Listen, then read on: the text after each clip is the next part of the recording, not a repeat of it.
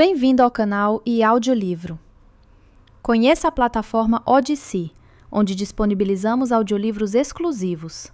Acesse agora odysee.com/e-audiolivro. Parte 4. A Torre.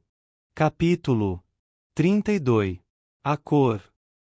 Não venha dizer agora, implorou Warren Kingsley, que isso nunca sairá do chão. A ideia me ocorreu, disse Morgan, rindo, enquanto examinava a réplica em tamanho natural. Parece realmente um vagão ferroviário em pé. É exatamente essa imagem que queremos vender, respondeu Kingsley. Você compra sua passagem na estação, despacha bagagem, instala-se na poltrona giratória e admira a paisagem. Ou vai para o bar e passa 5 horas enchendo a cara, até ser carregado para fora do carro na estação intermediária. Por falar nisso, o que acha da ideia da seção de projeto?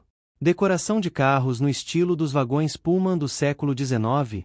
Não gosto muito. Os vagões Pullman não tinham 5 andares circulares, um sobre o outro. É melhor dizer isso ao projeto. Eles estão loucos para colocar iluminação a gás. Se querem um toque de antiguidade, isso é mais apropriado. Uma vez, vi um velho filme de ficção científica no Museu de Arte de Sydney. Havia um ônibus espacial com uma espécie de belvedere circular. É exatamente disso que precisamos. Você se lembra do nome do filme? Ah, deixe-me pensar. Alguma coisa como Guerra nas Estrelas 2000. Tenho certeza que você poderá encontrá-lo. Vou dizer ao projeto que o procure. Agora, vamos entrar. Quer um capacete? Não, respondeu Morgan com brusquidão. Aquela era uma das poucas vantagens de ser 10 centímetros mais baixo do que a média. Ao entrar no interior da réplica, ele sentiu uma emoção quase juvenil. Havia verificado os desenhos, observar os computadores lidarem com os gráficos e a disposição das peças. Tudo ali seria perfeitamente familiar. Mas aquilo era real. Sólido. Na verdade, a réplica nunca sairia mesmo do chão. Mas um dia, irmãos idênticos a ela estariam se lançando por entre as nuvens e subindo em apenas 5 horas, até a intermediária, a 25.000 quilômetros da Terra. E tudo isso ao custo de $1 de eletricidade por passageiro. Ainda agora, era impossível perceber todo o significado da revolução iminente. Pela primeira vez, o próprio espaço se tornaria tão acessível como qualquer ponto da Terra. Dentro de mais algumas décadas, se o homem comum quisesse passar um fim de semana na Lua, poderia fazê-lo. Mesmo Marte não estaria fora de cogitação. Não havia limites para o que, daí em diante, seria possível. Morgan foi arrancado de seus pensamentos por um tropeção, por causa de um pedaço de tapete mal colocado. Desculpe, disse o guia. Outra ideia do projeto. Esse verde serve para lembrar a Terra aos passageiros. Os tetos serão azuis, tornando-os cada vez mais escuros nos andares superiores. E eles querem usar iluminação indireta em toda parte, de modo que as estrelas fiquem visíveis. Morgan balançou a cabeça. É uma boa ideia, mas não vai dar certo. Se a iluminação for suficiente para as pessoas lerem, as estrelas não serão visíveis. Você vai precisar de que uma parte do belvedere fique em escuridão completa. Isso já está previsto numa parte do bar. Pode-se pedir a bebida e entrar atrás das cortinas. Encontravam-se no primeiro pavimento da cápsula, uma sala circular com 8 metros de diâmetro e 3 de altura. Por toda parte havia caixas sortidas, cilindros e painéis de controle com rótulos como reserva de oxigênio, bateria, instalador de CO2, equipamento médico, controle de temperatura. Tudo tinha, evidentemente, uma natureza provisória, temporária, passível de ser alterada rapidamente. Qualquer pessoa pensaria que estamos construindo uma nave espacial, comentou Morgan. Por falar nisso, qual é a última estimativa do tempo de sobrevivência? Enquanto houver energia, pelo menos uma semana, mesmo no caso de uma lotação completa de 50 passageiros. O que é realmente absurdo, pois uma equipe de salvamento sempre poderia alcançá-los em 3 horas, seja a partir da Terra, seja da intermediária. Salvo se ocorresse uma catástrofe de grandes proporções, com danos à torre ou aos trilhos. Se isso um dia acontecer, creio que não haverá ninguém para ser resgatado. Mas se uma cápsula ficar presa, por algum motivo, e se os passageiros não enlouquecerem e engolirem todos os nossos deliciosos tablets de alimento comprimido de uma só vez, o maior problema deles será a falta do que fazer. O segundo andar estava completamente vazio, e nem sequer se viam ali equipamentos temporários. Alguém havia desenhado a giz um grande retângulo no painel curvo de plástico da parede, com a pergunta: escotilha aqui? Esse será o compartimento de bagagem.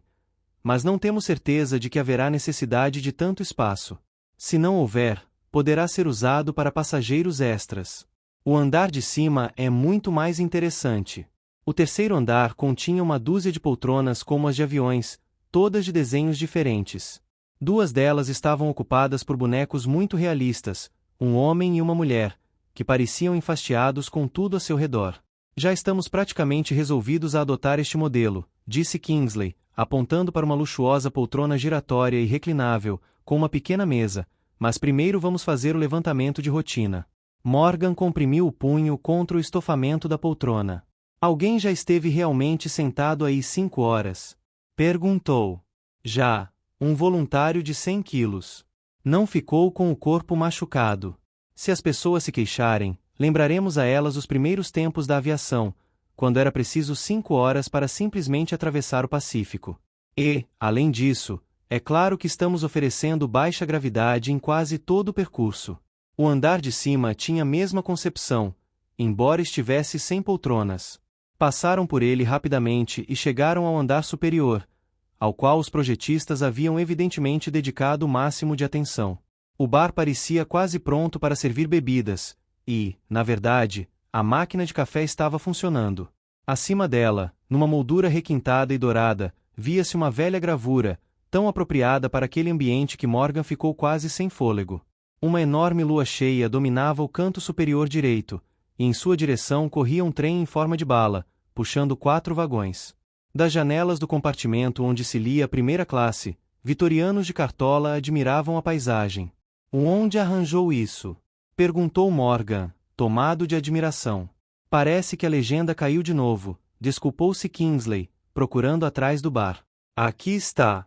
Passou a Morgan um pedaço de cartão em que estava impresso, em tipos antigos, trens projéteis para a Lua gravura da edição de 1881 de Da Terra à Lua diretamente em 97 horas e 20 minutos, e uma viagem a seu redor de Júlio Verne. Sinto muito dizer que nunca li isso, disse Morgan, depois de absorver a informação. Poderia ter me poupado muito trabalho. Mas eu gostaria de saber como ele se saiu sem trilhos. Não devemos julgar Júlio Verne muito inteligente, ou tolo. Essa ilustração não foi feita para ser tomada a sério. Foi uma brincadeira do artista. Bem, cumprimente o projeto por mim. Foi uma de suas melhores ideias. Afastando-se dos sonhos do passado, Morgan e Kingsley encaminharam-se para as realidades do futuro. Pela larga janela de observação, um sistema de projeção proporcionava uma vista espantosa da Terra. E não uma vista qualquer, notou Morgan com satisfação, mas a correta. A própria Taprobana estava oculta, naturalmente, pois ficava diretamente abaixo. Mas lá estava todo o subcontinente do Hindustão, bem à direita das neves deslumbrantes do Himalaia. Sabe, disse Morgan de repente, será exatamente como a ponte, tudo de novo. As pessoas farão a viagem só para contemplar a vista. A estação intermediária poderá ser a maior atração turística de todos os tempos. Ele levantou os olhos para o teto azul escuro. Há alguma coisa que vale a pena ver no último andar? Pouca coisa. A escotilha superior está terminada, mas ainda não resolvemos onde colocar o equipamento de sustentação de vida e os circuitos eletrônicos para os controles de centralização nos trilhos. Algum problema? Com os novos ímãs, não.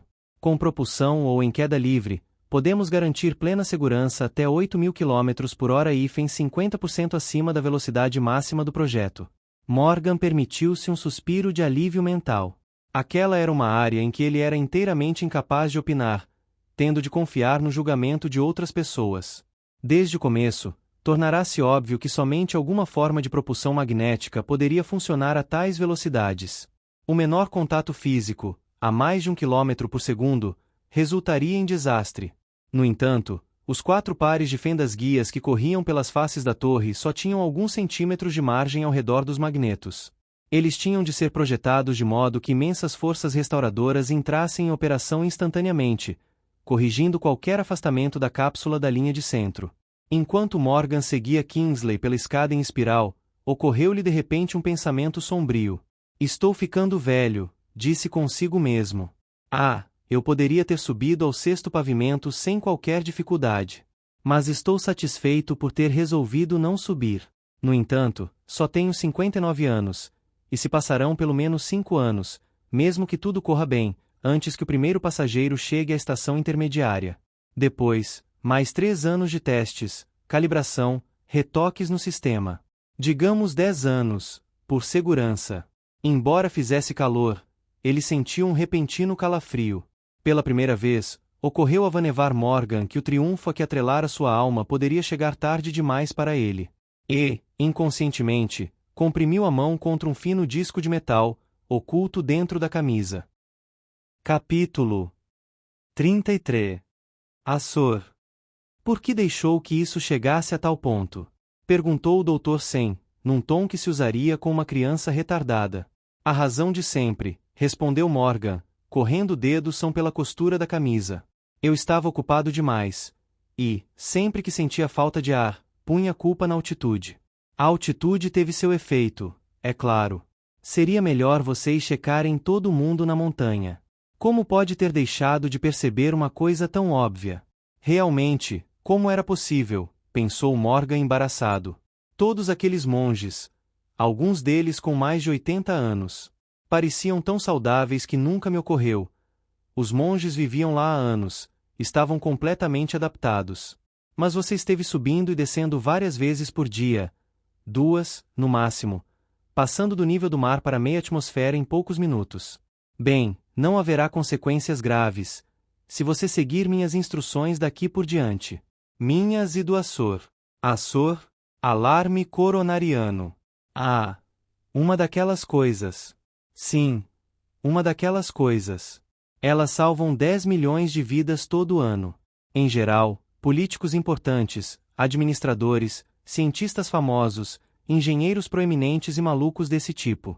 Muitas vezes, pergunto-me se tanto trabalho realmente compensa.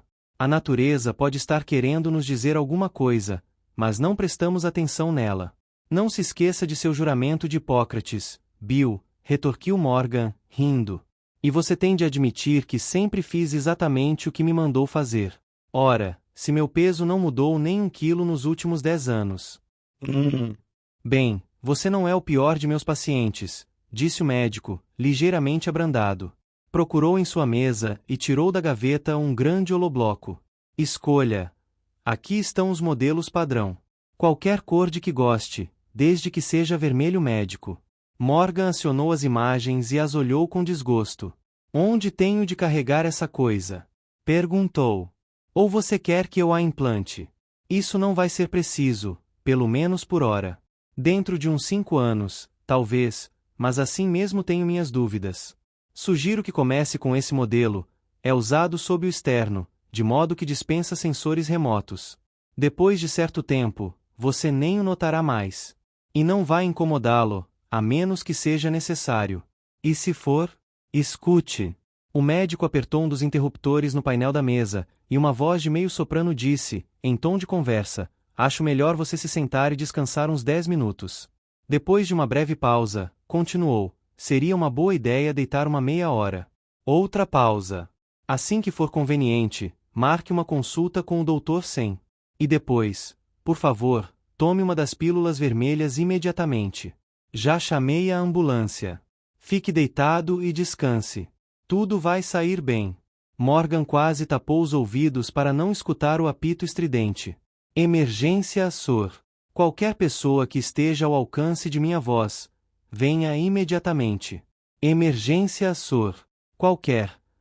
Acho que você já percebeu do que se trata, disse o médico, restaurando o silêncio no consultório.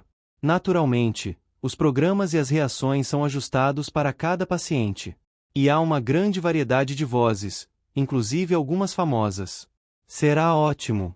Quando minha unidade estará pronta? Ligo para você dentro de uns 3 dias. Ah, sim. Devo mencionar a vantagem em usar unidades peitorais. Qual é?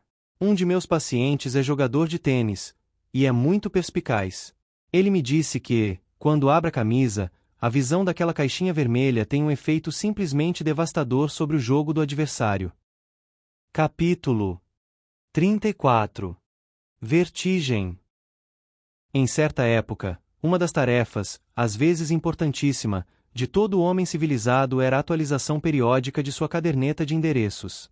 O Código Universal tinha tornado isso desnecessário, pois, desde que se conhecesse o número de identificação de uma pessoa, válido ao longo da vida, ela podia ser localizada dentro de segundos. E, mesmo que esse número não fosse conhecido, o programa padrão de pesquisa era capaz de determiná-lo com bastante rapidez, desde que se dispusesse da data aproximada de nascimento, profissão e alguns outros detalhes. Naturalmente, haveria problema se o nome fosse Smith, Sim ou Mohammed.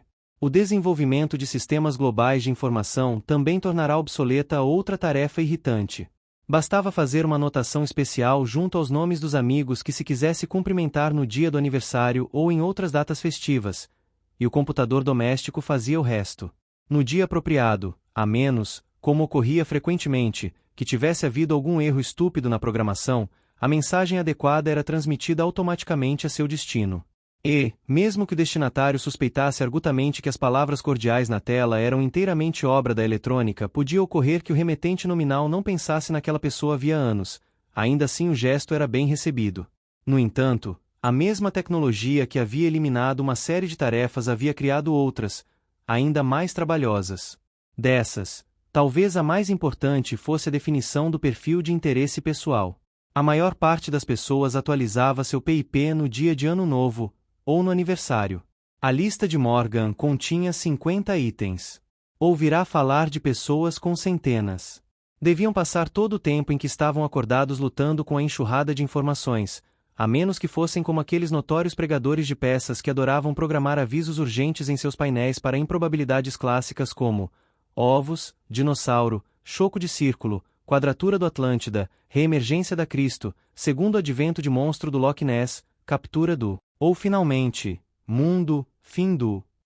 Em geral, é claro, o egocentrismo ou as necessidades profissionais faziam com que o próprio nome do subscritor fosse o primeiro da lista. Morgan não era exceção a essa regra, mas as entradas seguintes eram um tanto inusitadas: torre, orbital torre, espacial torre, gel, síncrono elevador, espacial elevador, orbital elevador, gel, síncrono. Esses termos cobriam a maior parte das variações usadas pelos meios de comunicação, e garantiam que ele lesse pelo menos 90% das matérias referentes ao projeto. A grande maioria dessas notas eram triviais, e, às vezes, ele se perguntava se valia mesmo a pena procurá-las, pois as que realmente importavam logo lhe chegavam às mãos, de um modo ou de outro.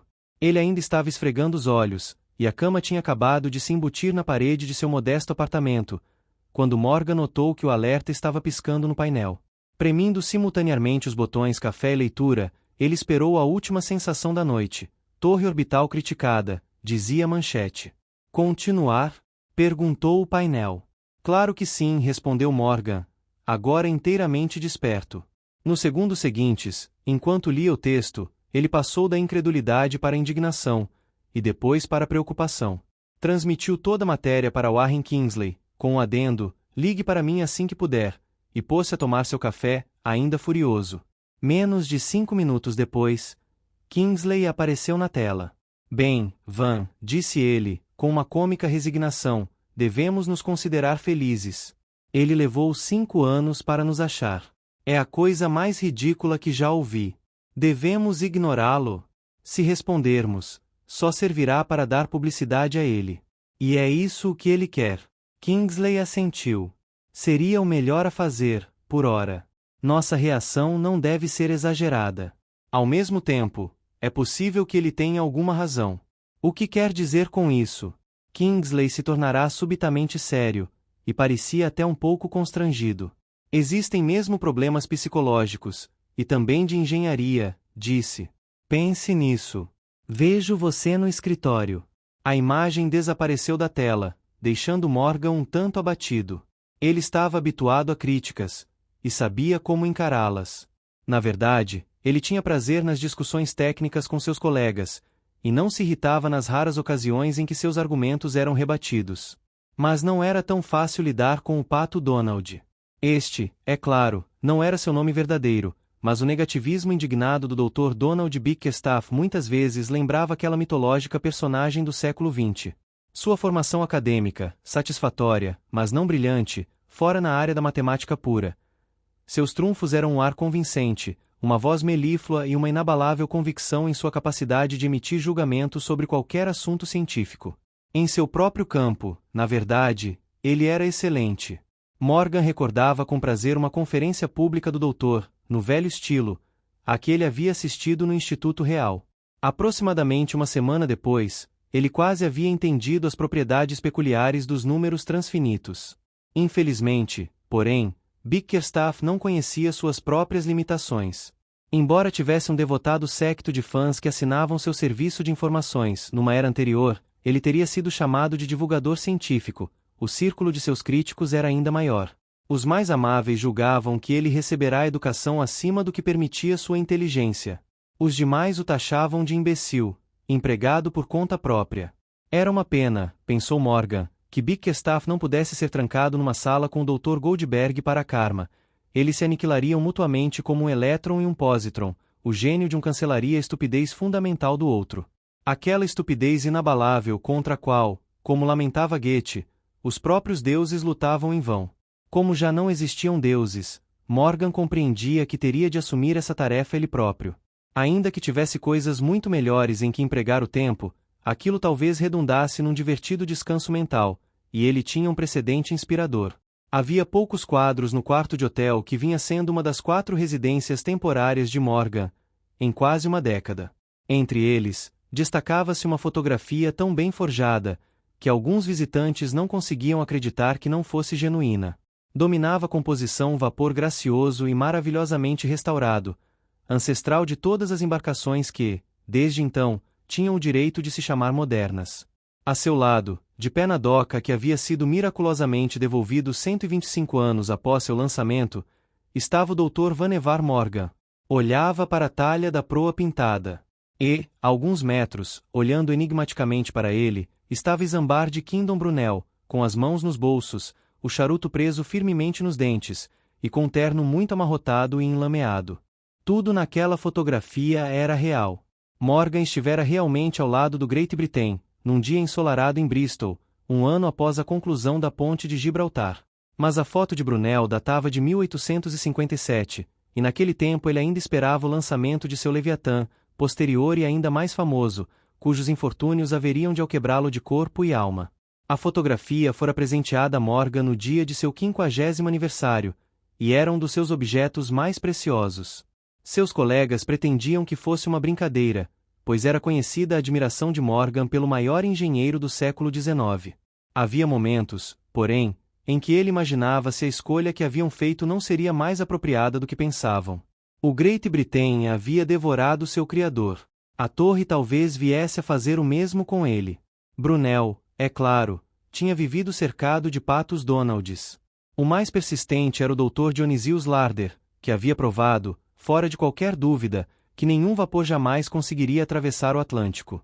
Um engenheiro podia refutar críticas baseadas em erros ou em simples cálculos mal feitos. Mas a questão levantada pelo pato Donald era mais sutil e de constatação mais difícil. Morgan, subitamente, lembrou-se de que seu herói havia tido de enfrentar uma situação semelhante 3 séculos antes. Foi até sua pequena mas preciosa coleção de livros genuínos, e de lá tirou aquele que provavelmente tinha lido mais vezes, a clássica biografia Isambard de Kingdom Brunel, de Holt. Folheando as páginas já bastante surradas, ele encontrou logo o trecho de que se lembrará. Brunel havia planejado um túnel ferroviário com quase 3 quilômetros de extensão, uma ideia monstruosa e absurda, perigosíssima e impraticável. Era inconcebível, diziam os críticos, que seres humanos pudessem tolerar a provação de atravessar suas profundezas do Estige. Ninguém desejaria apartar-se da luz solar, com a consciência de ter sobre si um peso suficiente para esmagá-lo em caso de acidente. O ruído de 2 trens em movimento abalaria os nervos. Nenhum passageiro poderia ser induzido a atravessá-lo 2 vezes. A argumentação era familiar. O lema dos Larders e dos Bickerstaffs parecia ser: nada será feito pela primeira vez. No entanto, às vezes tinham razão, ainda que devido à lei das probabilidades. O pato Donald tinha dado um ar de verossimilhança à sua exposição. Começara dizendo, com um ataque de modéstia tão inusitado quanto falso, que não tinha presunção de criticar os aspectos técnicos do elevador espacial. Desejava apenas comentar os problemas psicológicos que a obra acarretaria. Podiam ser resumidos numa só palavra: vertigem. O ser humano normal, observava ele, tinha um medo justificado das alturas. Só os acrobatas e os equilibristas estavam imunes a essa reação natural. A mais alta estrutura na Terra tinha menos de 5 quilômetros de altura e não eram muitas as pessoas que manifestavam desejo de serem guindadas verticalmente ao alto dos pilares da ponte de Gibraltar. Entretanto, isso não era nada em comparação com a perspectiva apavorante da torre orbital. A quem nunca ocorreu a experiência, perguntava Bickerstaff, de colocar-se ao pé de algum edifício imenso, erguendo os olhos para sua fachada descomunal até ela dar a impressão de que vai cair. Imagine-se agora um edifício que sobe incessantemente, atravessando as nuvens, e adentra o negrume do espaço, através da ionosfera, para além das órbitas de todas as grandes estações espaciais, continuando mais e mais, até alcançar uma fração substancial da distância até a Lua. Um triunfo da engenharia, sem dúvida, mas um pesadelo psicológico. Quero crer que algumas pessoas hão de enlouquecer só de pensar nisso.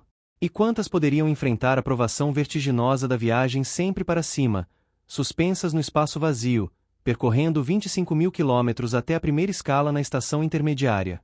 De nada adianta argumentar que pessoas perfeitamente comuns são capazes de voar, em naves espaciais, até a mesma altitude, e ainda além. A situação, nesse caso, é inteiramente diferente. O homem normal não sente vertigens nem mesmo na gôndola aberta de um balão, flutuando no ar a alguns quilômetros sobre o solo. Todavia, coloquem-no na beira de um penhasco à mesma altitude, e vejam então sua reação. A razão para essa diferença é simplíssima. Num aparelho mais pesado do que o ar, não há nenhuma ligação física entre o observador e o solo.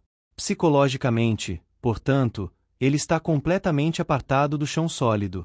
O medo de cair já não o aterroriza. Ele é capaz de contemplar as paisagens distantes e minúsculas que jamais ousaria olhar de qualquer grande elevação.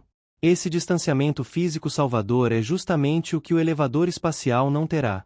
O pobre passageiro, arremessado pela gigantesca torre acima, estará constantemente consciente de sua ligação com a Terra. Que garantia haverá de que alguém que não esteja drogado ou anestesiado possa sobreviver a tal experiência? Desafio o Dr. Morgan a responder a isso. Morgan ainda estava pensando nas respostas, poucas delas educadas, quando a tela se acendeu com um chamado. Quando apertou o botão prosseguir, não ficou absolutamente surpreso ao ver Maxine Duval. Bem, Van, disse ela, sem qualquer preâmbulo, o que você vai fazer? Estou muito tentado a discutir com esse idiota, mas acho que não devo. Por falar nisso, você acha que alguma organização aeroespacial está por trás disso? Meu pessoal já está investigando. Se descobrirem alguma coisa, avisarei logo a você. Pessoalmente, acho que saiu da cabeça dele, reconheço todas as características da ideia original. Mas você não respondeu à minha pergunta. Ainda não resolvi. Estou tentando digerir meu café. O que você acha que devo fazer? E simples. Providencie uma demonstração.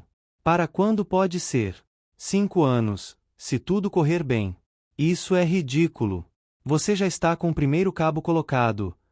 Cabo, não, fita. Deixe para lá. Que peso pode transportar? Ah, na extremidade terrestre, apenas 500 quilos. Para que mais? Proponha uma viagem ao Pato Donald. Eu não poderia garantir a segurança dele. Garante a minha. Não está falando sério. Sempre falo sério nessa hora da manhã. De qualquer forma, já é tempo de eu fazer outra reportagem sobre a torre. Aquela réplica da cápsula é muito bonitinha, mas é só uma réplica. Meu público quer ação, e eu também. Da última vez em que nos encontramos, você me mostrou desenhos daqueles carrinhos que os engenheiros usam para subir e descer pelo cabo. Quer dizer, fita. Como é o nome deles? Aranhas. Arg, muito bem. Eu fiquei fascinada com a ideia. Aí está uma coisa que nunca foi possível antes, com nenhuma tecnologia. Pela primeira vez, pode-se ficar sentado no céu, acima da atmosfera, e ver a Terra, uma coisa que nenhuma nave espacial pode fazer. Eu gostaria de ser a primeira pessoa a descrever a sensação. E, ao mesmo tempo, cortar as asas do Pato Donald. Morgan ficou calado pelo menos 5 segundos, olhando Maxine diretamente nos olhos, até concluir que ela estava realmente falando sério. Compreendo perfeitamente, disse ele, cansado, a situação de uma pobre jornalista esforçada, que tenta desesperadamente firmar-se na profissão, e não quer deixar passar essa oportunidade. Não pretendo estragar uma carreira promissora, mas minha resposta é, decididamente, não. A maior de todos os comunicadores pronunciou várias palavras muito pouco femininas, que em geral não são transmitidas pelos circuitos públicos. Antes que eu esgane com seu próprio hiperfilamento, Van, continuou ela, por quê? Bem, se alguma coisa saísse errada, eu nunca me perdoaria. Poupe as lágrimas de crocodilo. Naturalmente, meu falecimento prematuro seria uma grande tragédia para seu projeto. Mas nem por sonho eu pensaria em subir antes de você ter feito todos os testes necessários, e de estar certo de que o elevador é 100% seguro. E isso pareceria um golpe publicitário. Como diziam os vitorianos ou seriam os elisabetanos. E daí? Olhe, Maxine, está chegando a notícia de que a Nova Zelândia acabou de afundar. Vão precisar de você no estúdio. Mas obrigado pela proposta generosa. Dr. Vannevar Morgan, sei exatamente por que o senhor está rejeitando minha proposta. É que o senhor quer ir primeiro. Como diziam os vitorianos. E daí? Ponto seu. Mas estou avisando, Van. Assim que você tiver uma daquelas aranhas em funcionamento, vai receber outro chamado meu. Morgan balançou a cabeça. Sinto muito, Maxine respondeu. Não há a mínima possibilidade. Capítulo 35. Sideronauta, 80 anos depois.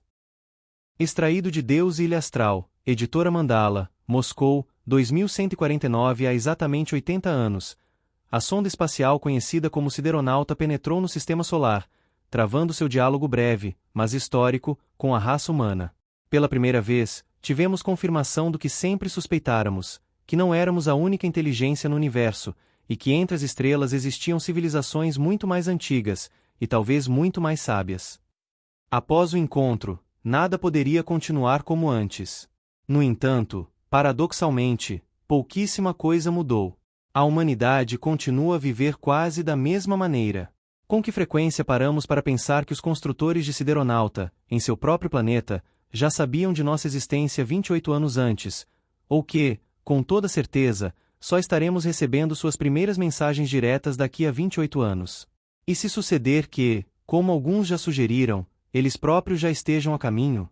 Os homens têm uma capacidade extraordinária, e talvez até afortunada, de remover de sua consciência as mais aterradoras possibilidades futuras. O agricultor romano, lavrando as encostas do Vesúvio, esquecia-se da montanha que fumegava. Durante metade do século XX conviveu-se com a bomba de hidrogênio, e em metade do XXI com o vírus Gólgota. Quanto a nós, aprendemos a viver com a ameaça, ou a promessa, de Ilha Astral.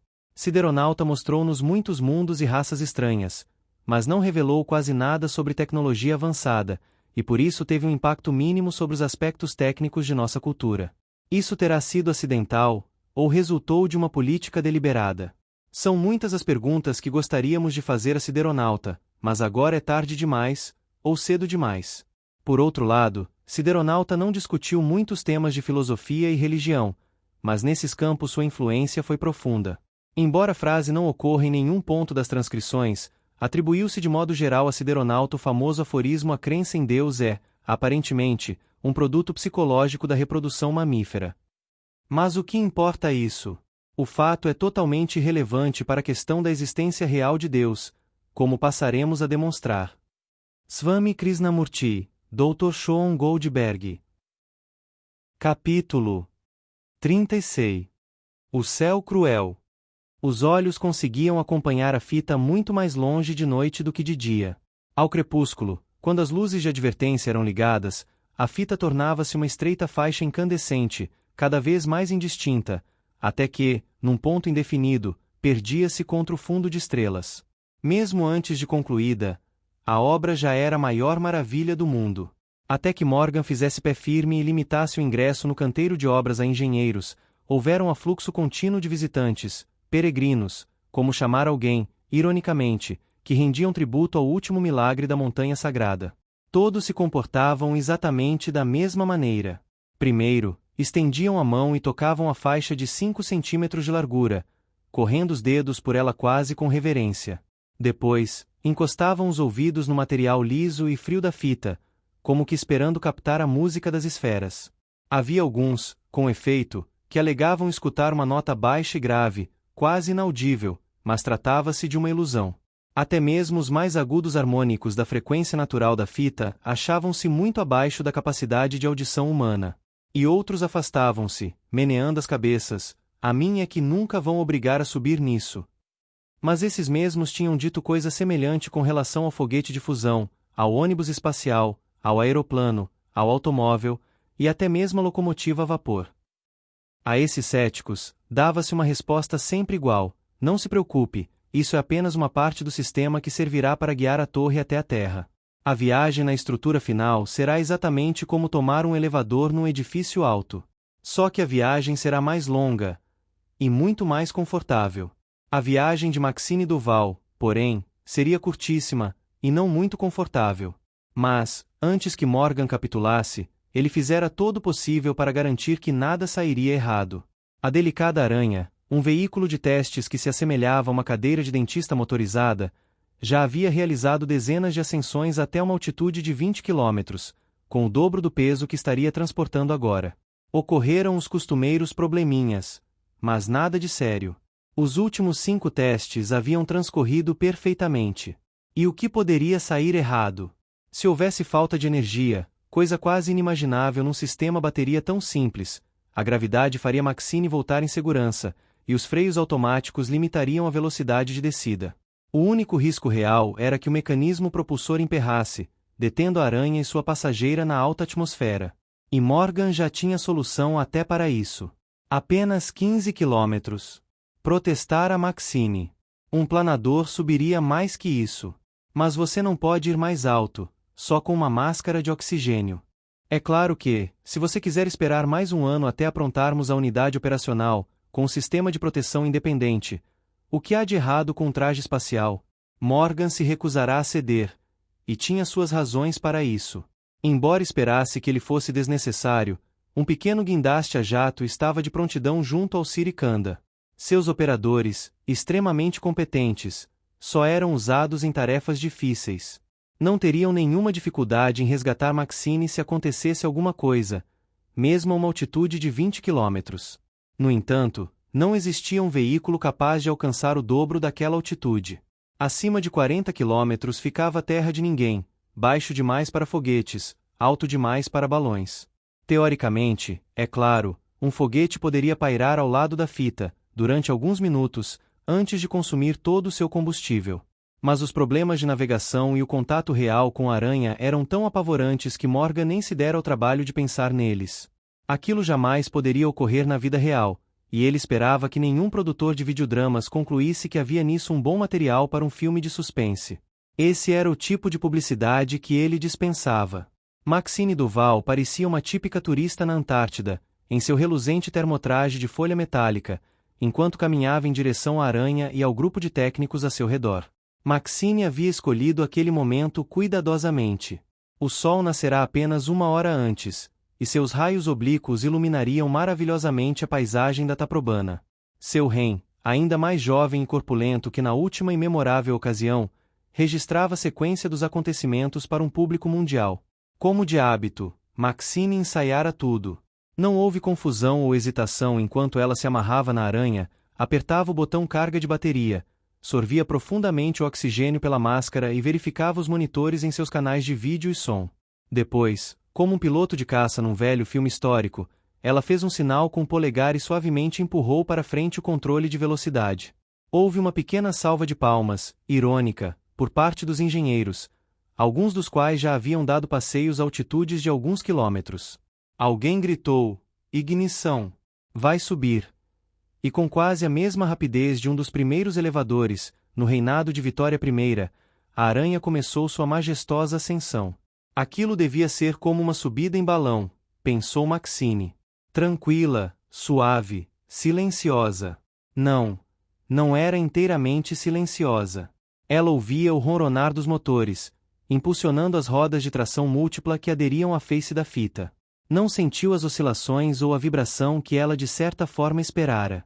Apesar de sua delicadeza, a incrível faixa pela qual ela estava subindo era rígida como uma barra de aço, e os giroscópios do veículo mantinham firme como uma rocha. Se ela fechasse os olhos, poderia facilmente imaginar que já estava subindo na torre definitiva. Entretanto, é claro que Maxine não iria fechar os olhos, pois havia muito para ver e absorver. Havia até muito que ouvir. Era impressionante como o som podia ser transmitido a longas distâncias, pois as conversas lá embaixo ainda eram claramente audíveis. Maxine acenou para Vannevar Morgan, e depois procurou o Warren Kingsley. Para sua surpresa, não conseguiu localizá-lo. Embora ele a tivesse ajudado a se acomodar na aranha, havia desaparecido. Depois, ela lembrou-se de sua franca confissão, às vezes parecia até uma jactância, de que o melhor engenheiro estrutural do mundo não era capaz de suportar as alturas. Todos tinham algum medo secreto, ou, talvez, nem tão secreto. Maxine não gostava de aranhas, e preferia que o veículo em que estava viajando tivesse outro nome. No entanto, seria capaz de enfrentar uma delas, se fosse necessário. A criatura que ela jamais suportaria tocar, muito embora já a houvesse encontrado com frequência em suas expedições de mergulho, era o tímido e inofensivo polvo. Agora, podia-se ver toda a montanha, ainda que diretamente de cima fosse impossível avaliar sua verdadeira altura. As duas antigas escadarias que subiam tortuosamente por suas encostas pareciam estradas planas e caprichosamente serpenteantes. Em toda sua extensão, até onde era dado a Maxine observar, não havia o menor sinal de vida. Com efeito, um trecho tinha sido bloqueado por uma árvore caída, como se a natureza desse um aviso de que, depois de 3.000 anos, estava para recuperar o que era seu. Deixando a câmera uma pontada para baixo, Maxine começou a cobrir o panorama com a número 2. Campos e florestas passavam pela tela do monitor, e depois as distantes cúpulas brancas de Hanapura, e as águas escuras do mar interior. Dali a pouco, lá estava o Yakagala. Maxine fez um zoom sobre o rochedo, e conseguiu obter uma impressão geral das ruínas que cobriam toda a sua superfície, junto do cume. A Galeria dos Espelhos ainda estava imersa em sombras, da mesma forma que a Galeria das Princesas, e não havia possibilidade de avistá-las de distância tão grande. Mas os Jardins das Delícias, com seus lagos e trilhas e o enorme fosso que o circundava, estavam claramente visíveis. A fileira de pequeninas plumas brancas a intrigou por um momento, até Maxine compreender que estava vendo outro símbolo do desafio de Kalidaça aos deuses, as chamadas Fontes do Paraíso. Imaginou o que o rei teria pensado se pudesse vê-la subir tão facilmente rumo aos céus de seus sonhos. Já fazia quase um ano que falará pela última vez com o embaixador Rajazing. Tomada de um súbito impulso, ela ligou para a casa dele. Como vai, Johan? Saudou-o. Que tal essa vista do Yakagala? Quer dizer que você conseguiu convencer Morgan. Que tal? Maravilhoso. É a única palavra possível. Já voei e viajei em tudo que se possa imaginar, mas isso é muito diferente. Cruzar em segurança o céu cruel. O que é isso? Um poeta inglês do começo do século XX. Não me importa se atravessas o mar ou cruzas em segurança o céu cruel. Bem, eu me importo, e estou me sentindo em segurança. Agora, já consigo ver toda a ilha, até a costa do Hindustão. A que altitude estou, Van? Quase 12 quilômetros. Maxine. Sua máscara está bem apertada? Positivo. Espero que não esteja abafando minha voz. Não se preocupe. Ela ainda é inconfundível. Restam 3 quilômetros. Quanto combustível ainda no tanque? O suficiente. E, se você tentar ir além de 15, usarei o sistema geral para fazer você descer. Nem em sonhos. Aliás, meus parabéns. Esta é uma excelente plataforma de observação. Talvez os clientes, agora, façam fila. Já pensamos nisso. O pessoal dos satélites de comunicações e de meteorologia já estão fazendo propostas. Podemos içar para eles estações e sensores a qualquer altitude que quiserem. Tudo isso vai ajudar a pagar o aluguel. Estou vendo você! Exclamou Rajazing de repente. Acabei de pegar você no telescópio. Agora, você está acenando. Não está se sentindo sozinha aí em cima? Por um momento, houve um silêncio atípico. Depois, Maxine Duval respondeu, não tanto como Yuri Gagarin deve ter se sentido, 100 quilômetros mais alto. Van, você trouxe uma coisa nova para o mundo. O céu pode ser cruel, mas você o domesticou. Talvez haja pessoas que jamais hão de conseguir fazer esse passeio. Tenho pena delas. Capítulo 37. O diamante de 1 bilhão de toneladas. Muita coisa tinha sido feita nos últimos 7 anos, mas ainda restava muito por fazer. Montanhas tinham sido deslocadas, ou, pelo menos, asteroides. A Terra possuía agora uma segunda lua natural, que girava pouco acima da altitude síncrona. Tinha menos de 1 quilômetro de diâmetro, e diminuía de tamanho rapidamente, à medida que era esvaziada do carbono e outros elementos leves. O que sobrasse, o núcleo de ferro, a paras e escória industrial, constituiria o contrapeso que manteria a tensão da torre. Seria pedra no estilingue de 40.000 quilômetros, que agora girava com o planeta a cada 24 horas. A 50 quilômetros a leste da estação Ashoka, flutuava o imenso complexo industrial que processava megatons de matéria-prima e a convertia em hiperfilamento.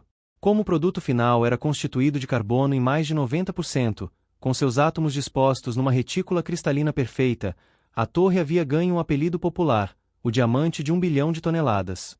A Associação dos Joalheiros de Amsterdã observara azedamente que o hiperfilamento não era absolutamente feito de diamante. Essas enormes quantidades de material haviam exaurido os recursos das colônias espaciais e a perícia dos técnicos orbitais. Grande parte do gênio técnico da raça humana, adquirido penosamente durante 200 anos de astronáutica, havia sido canalizado para minas automáticas, usinas de produção e sistemas de montagem em gravidade zero. Em breve, todos os componentes da torre, algumas unidades padronizadas fabricadas aos milhões, seriam reunidos em imensas pilhas flutuantes, à espera dos montadores robôs. Aí, a torre começaria a crescer em duas direções opostas, em direção à Terra e rumo à massa de ancoragem orbital, de modo que a torre estivesse sempre balanceada. Sua seção transversal diminuiria regularmente a partir da órbita, onde sofreria tensão máxima, até a Terra e o contrapeso de ancoragem. Quando tudo estivesse pronto, todo o complexo de construção seria lançado a uma órbita de transferência para Marte. Essa parte do contrato havia causado alguma consternação entre os políticos e financistas da Terra. Agora, tardiamente, o potencial do elevador espacial começava a ser percebido. Os marcianos haviam feito um excelente negócio. Embora ainda tivessem de esperar mais 5 anos antes de obter qualquer retorno sobre seu investimento, manteriam, na prática, o monopólio da construção durante, talvez, mais uma década. Morgan suspeitava que a Torre Pavonis seria tão somente a primeira de uma série. Marte parecia projetado como um local ideal para sistemas de elevadores espaciais, e seus enérgicos ocupantes não estavam dispostos a perder essa oportunidade. Se queriam transformar seu mundo num centro do comércio interplanetário nos anos vindouros, que tivessem boa sorte. Morgan tinha outros problemas com que se preocupar, e alguns deles ainda estavam por resolver. A torre, apesar de suas dimensões fantásticas, era apenas o apoio de uma estrutura muito mais complexa. Ao longo de cada um de seus 4 lados, deviam correr 36.000 quilômetros de trilhos, capazes de operar a velocidades que jamais haviam sido tentadas. O sistema tinha de ser impulsionado, em toda a sua extensão, por cabos supercondutores ligados a geradores de fusão, sendo que todo o sistema seria controlado por uma rede de computação inacreditavelmente complexa, e que não podia falhar. O terminal superior, onde passageiros e cargas passariam da torre à nave espacial atracada ali, seria um projeto de imensa envergadura. O mesmo acontecia com a estação intermediária. E também com o terminal terrestre, que estava sendo cavado com raios laser no coração da montanha sagrada. E, além de tudo isso, havia a Operação Limpeza. Durante 200 anos, satélites de todas as formas e dimensões, desde porcas e parafusos soltos até vilas espaciais inteiras, vinham se acumulando na órbita da Terra. Tudo que pudesse ficar abaixo da elevação máxima da torre, a qualquer época, tinha de ser catalogado agora, pois criava um possível perigo. 3/4 desse material eram formados de lixo, há muito esquecido. Agora, tinha de ser localizado e recolhido. Felizmente, os velhos fortes orbitais estavam soberbamente equipados para essa tarefa. Seus radares, projetados para localizar mísseis em aproximação a distâncias extremas, sem qualquer alerta de antecedência, eram capazes de localizar com exatidão os refugos de uma era espacial primitiva. Então, seus raios laser vaporizavam os satélites menores, enquanto os maiores eram transferidos para órbitas superiores e inofensivas. Alguns, de interesse histórico, eram recuperados e trazidos de volta à Terra. Durante essa operação, houve algumas surpresas, como por exemplo o resgate dos corpos de 3 astronautas chineses que haviam morrido durante uma missão secreta, e vários satélites de reconhecimento, construídos com tal mistura de componentes que era de todo impossível descobrir que país os havia lançado. Não, é claro, que isso ainda importasse muito, pois tinham pelo menos 100 anos de idade. A multidão de satélites e estações espaciais ainda em atividade, obrigados, por motivos operacionais, a permanecer perto da Terra, tinham tido suas órbitas cuidadosamente verificadas, e em alguns casos, modificadas. Mas, naturalmente, nada podia ser feito com relação aos visitantes fortuitos e imprevisíveis que podiam chegar a qualquer momento dos confins do sistema solar. Como todas as criações da humanidade, a torre estaria exposta a meteoritos. Várias vezes por dia, sua rede de sismômetros detectava impactos da ordem de miligramas. E era de se esperar que 1 ou 2 vezes por ano ocorressem pequenos danos estruturais. E, mais cedo ou mais tarde, no decorrer dos séculos, a torre poderia encontrar um meteorito gigante capaz de pôr 1 ou mais trilhos fora de ação durante algum tempo. No pior caso possível, a torre poderia até ser seccionada em algum ponto. A probabilidade de isso acontecer era a mesma de um grande meteorito precipitar-se sobre Londres ou Nova York, que representavam aproximadamente a mesma área de alvo. Os habitantes dessas cidades não perdiam muito sono preocupando-se com essa possibilidade. Tampouco Vannevar Morgan.